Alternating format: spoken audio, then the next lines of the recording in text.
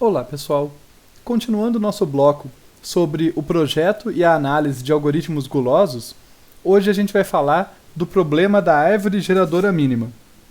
Enquanto é verdade que nesse curso as técnicas de projeto e análise de algoritmos são a prioridade e os problemas são um meio pelo qual a gente se expõe e entende melhor essas técnicas, esse problema é particularmente importante. Tá? O problema da árvore geradora mínima é central tanto na área de grafos quanto na área de otimização combinatória, um dos problemas clássicos aí dessas áreas, e está comparável com o problema dos caminhos mínimos, por exemplo, que é outro que a gente vai estudar, comparável em importância. E no caso aqui, a árvore geradora mínima, eu uso a sigla MST, que refere-se, é o acrônimo do nome em inglês, vale a pena saber para buscar na internet e tal. No caso MST aqui de Minimum Spanning Tree. Então, árvore geradora mínima ou Minimum Spanning Tree. Spanning não é uma tradução literal para geradora, mas vai funcionar nesse contexto, já vai ficar mais claro esse contexto. E, como faz sentido, né, dado que estamos no bloco de algoritmos gulosos, esse problema nos dá uma ótima oportunidade para exercitar o projeto de algoritmos gulosos, porque existem diversos algoritmos gulosos interessantes que são usados para resolver esse problema. Não só isso, como esses algoritmos gulosos interessantes para esse problema podem ser generalizados para outros, então algo bem legal de conhecer. Partindo para a definição do problema da Minimum Spanning Tree, na entrada a gente tem um grafo, então é um problema que é definido sobre um grafo G, com seu conjunto de vértices e arestas, G igual a VE, e é um grafo ponderado, é um grafo que possui custos, aqui C de E, custos não negativos, em cada aresta E do grafo, em cada aresta E pertencente a Ezão. E, dado esse grafo ponderado, o que é uma solução para o problema?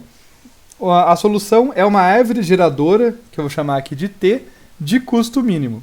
E a gente vai entender rapidamente aqui o que significa cada uma dessas palavrinhas, qual a importância de cada uma delas. Então, primeiro, vamos falar o que significa exigir que a solução seja uma árvore. Tá? Uma árvore vai ser um subgrafo que tem duas características importantes. Ele é conexo, tá? Ele tem uma única componente e não tem ciclos. Então, uma árvore não pode ter ciclos. Tá? Tem uma condição de C e somente C ali. Além disso, ela tem que ser um único pedaço onde todo mundo está conectado. Então, ser uma árvore garante que a nossa solução é conexa, não tem ciclos. Mas quais vértices essa solução tem? Ser geradora significa justamente, então aqui é o segundo pedaço, ser geradora significa que contém todos os vértices. Tá? Quando eu digo que um subgrafo é gerador de um outro, quer dizer que ele spama, a gente até usa esse termo aí vindo do spanning lá, ele produz todos os vértices. Ele pode não ter todas as arestas, vai ser o caso aqui, né? Uma árvore em geral vai ter menos arestas do que o grafo original. Mas como ele é gerador, ele é spanning, ele vai produzir todos os vértices. E para deixar isso mais formal aqui, a gente vai dizer então que V de E é igual a V. Aqui eu já estou aproveitando a oportunidade para colocar um pouquinho de notação de grafos para vocês, né? Então, Vzão é o conjunto de vértices, e esse uso de Vzão como se fosse uma função se refere aos vértices daquele... V de T aqui no caso, né? Aos vértices daquele subgrafo. Então, T é uma árvore, né? Um subgrafo ali que em particular é uma árvore. V de T são os vértices desse subgrafo. Tá? Então, os vértices da árvore tem que ser exatamente o mesmo conjunto de todos os vértices. É isso que quer dizer ser spanning. Prosseguindo, antes da gente continuar, da gente ir lá para a questão do custo, definir certinho esse custo, detalhar que como ela contém todos os vértices, como ela é spanning e sendo uma árvore é conexo, destacar para vocês que existe um caminho em T entre qualquer par de vértices. Tá? Eu tenho alguma rota que conecta qualquer um deles. E em particular eu não tenho duas.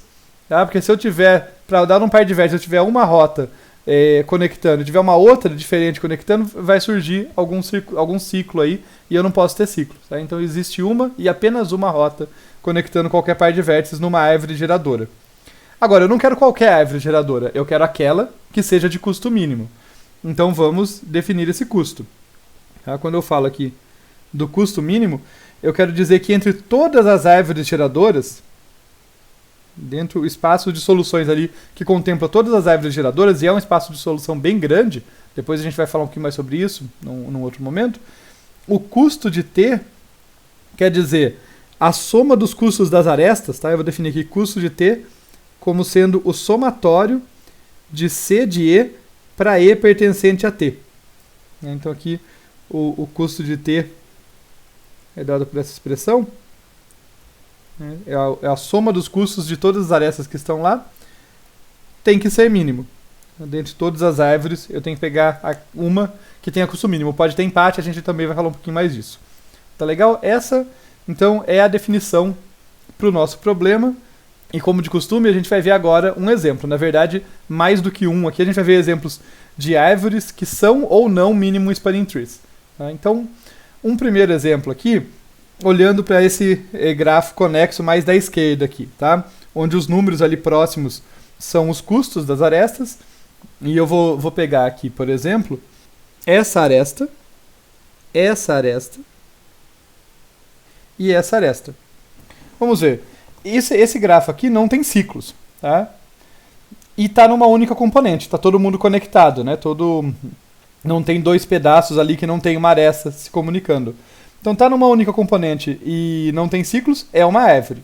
E é geradora, quer dizer, atinge todos os vértices do grafo? Atinge, né? Olha, todos os vértices têm pelo menos uma ponta numa das arestas da árvore, tá? Então isso aqui é uma spanning tree, mas não é mínima. Tá? Então isso aqui seria, vamos dizer, uma solução viável para o nosso problema. Satisfaz ser uma árvore geradora, mas não é a de custo mínimo. Como que eu sei isso? Por inspeção, nesse momento, a gente vai conseguir algo mais formal, até para provar que o nosso algoritmo está correto mais para frente. Mas eu vou mostrar para vocês, aqui no outro extremo, uma árvore geradora que é de custo mínimo. Vou pegar uma outra cor aqui e vamos pegar essa aqui, né?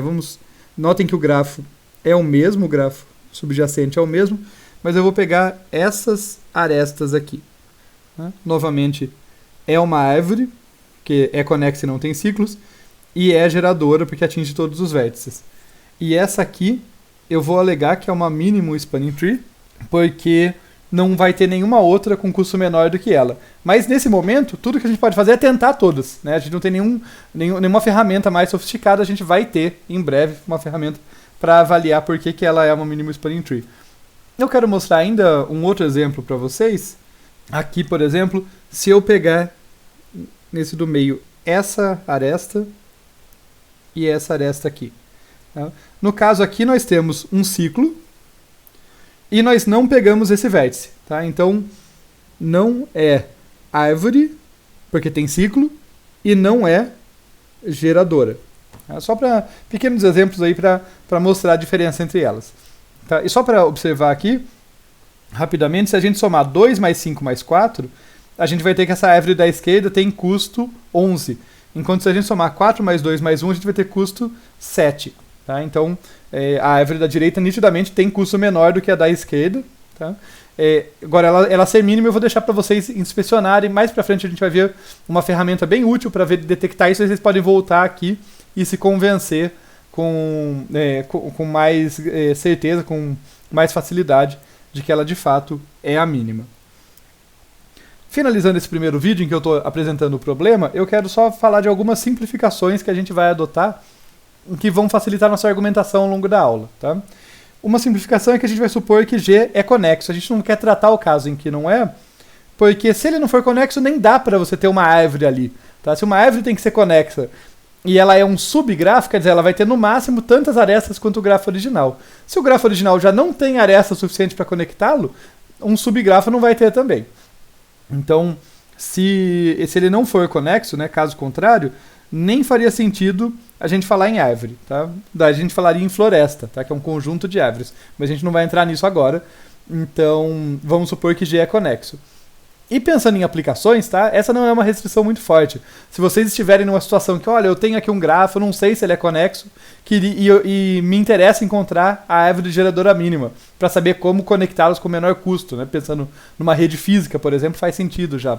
Esse problema tem bastante aplicação, não é difícil pensar em uma. Bem, se você não sabe se o grafo é conexo, você pode usar busca em largura ou busca em profundidade, que são aquelas operações básicas sobre o grafo, para detectar os componentes. Você usa uma busca a partir de um vértice qualquer, vai pintando os vértices que ela encontra, né, e assim você detecta os componentes. E num segundo momento, você pode daí rodar o seu algoritmo para encontrar uma mínima spanning tree em cada componente. Tá? Então, essa restrição não vai dificultar a aplicação. A gente, dado um grafo, tem algoritmos bem eficientes para detectar as componentes conexas e, a partir dali, encontrar uma árvore geradora mínima em cada componente. Tá? A outra simplificação, essa sim a gente vai estar restringindo mais o nosso caso, é que a gente vai falar que os custos das arestas são distintos. Tá? Então eu quero aqui um voto de confiança. Tudo que a gente vai ver continua sendo verdade, quer dizer, os algoritmos continuam sendo corretos e eficientes quando isso não é verdade, quando eu tenho repetição de custos.